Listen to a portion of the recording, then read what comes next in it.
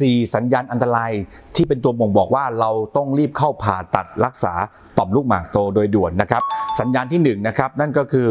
ใช้ยาแล้วกินยาแล้วคุมไม่ได้เอาไม่อยู่สัญญาณที่2นะครับก็คือมีปัญหาเกี่ยวกับทางเดินปัสสาวะก็คือปัสสาวะไม่ออกปัสสาวะต้องเบ่งอย่างรุนแรงและมีอาการแสบร้อนทุกครั้งที่มีการปัสสาวะสัญญาณที่3นะครับคือเกิดนิ่วที่กระเพาะปัสสาวะสัญญาณที่4คือเกิดภาวะไตเสื่อมลงอย่างรวดเร็ว